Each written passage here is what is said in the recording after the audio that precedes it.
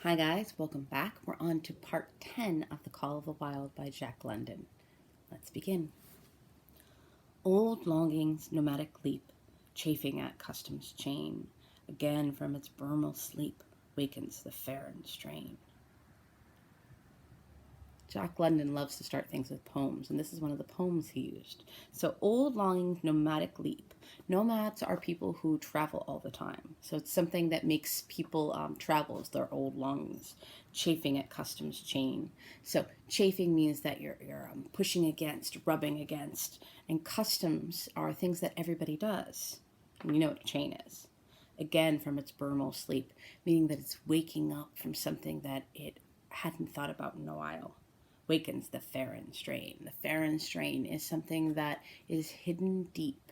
So what they're saying is that we need or want to travel and move, especially against customs, is awakening among these two.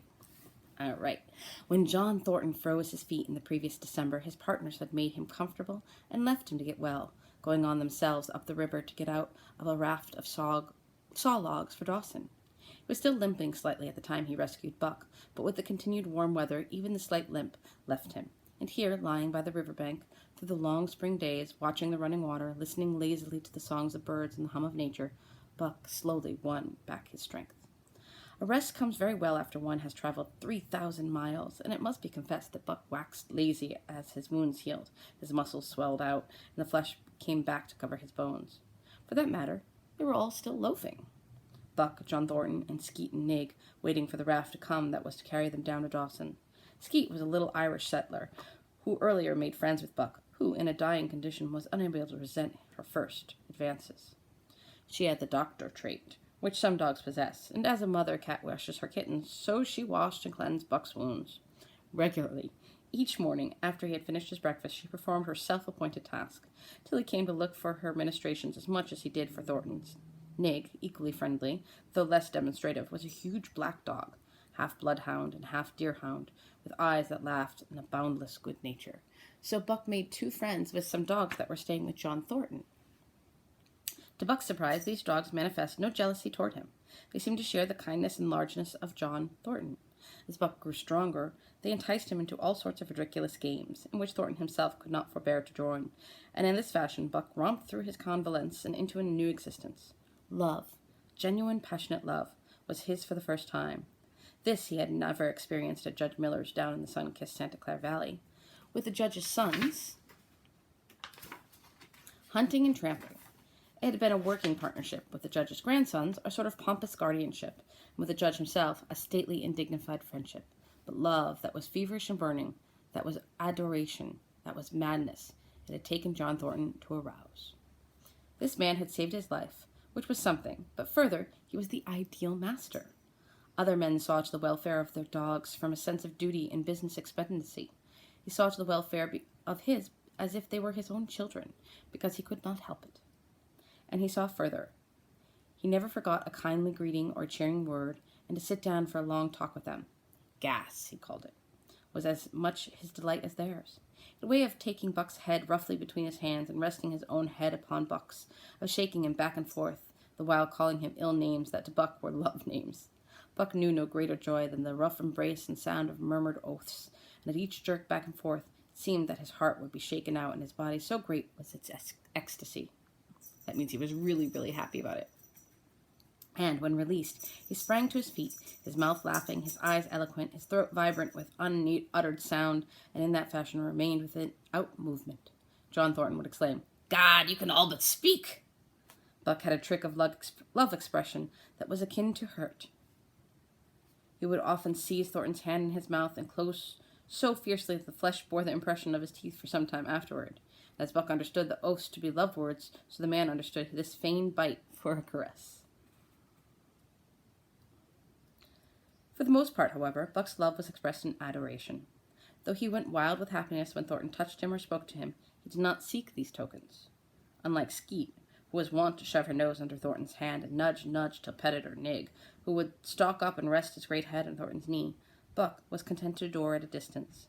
He would lie by the hour, eager, alert, at Thornton's feet, studying up into his face, dwelling upon it, studying it, following with keenest interest each fleeting expression, every movement or change of feature, or, as chance might have it, he would lie further away, at the side or rear, watching the outlines of the man and the occasional movements of his body.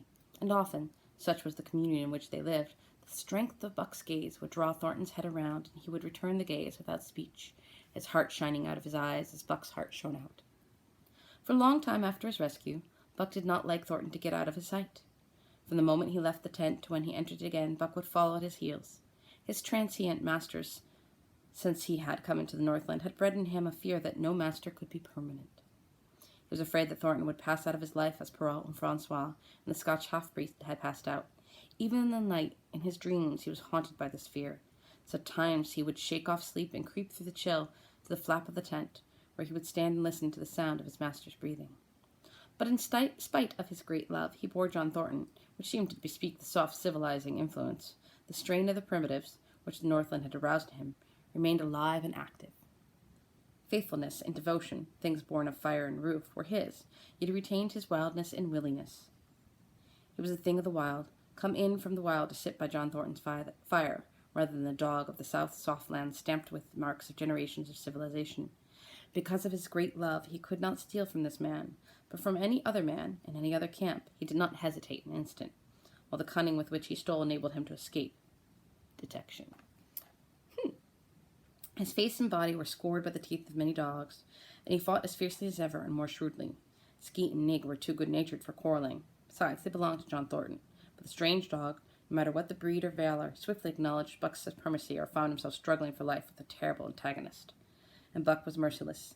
He learned well the law of club and fang, and he never forewent an advantage or drew back from a foe when he had started on the way to death.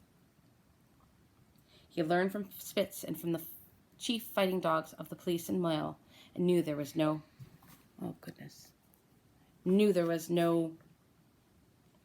middle course. He must master or be mastered, while to show mercy was a weakness. Mercy did not exist in the primordial life, was misunderstood for fear, and such misunderstandings made for death. Kill or be killed, eat or be eaten was the law, and this mandate, down out of the depths of time, he obeyed. He was older than the days he had seen and the breaths he had drawn. He linked the past with the present, and the eternity behind him throbbed through him in a mighty rhythm to which he swayed as the tides and seasons swayed.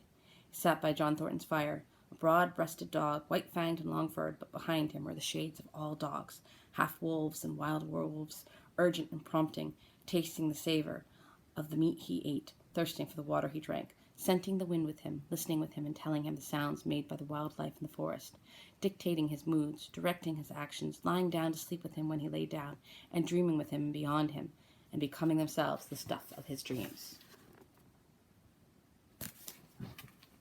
So peremptorily did these shades beckon him that each day mankind and the claims of mankind slipped farther from him. Deep in the forest a call was sounding, and as often as he heard this call, mysteriously thrilling and luring, he felt compelled to turn his back upon the fire and the beaten earth around it, to plunge into the forest and on and on. He knew not where or why, nor did he wonder where or why. The call sounded imperious, deep in the forest, but as often as he gained the soft, unbroken earth and the green shade, the love for John Thornton drew him back to the fire again. Finally, Buck seems to be happy. Let's see what happens next. Talk to you later. Bye.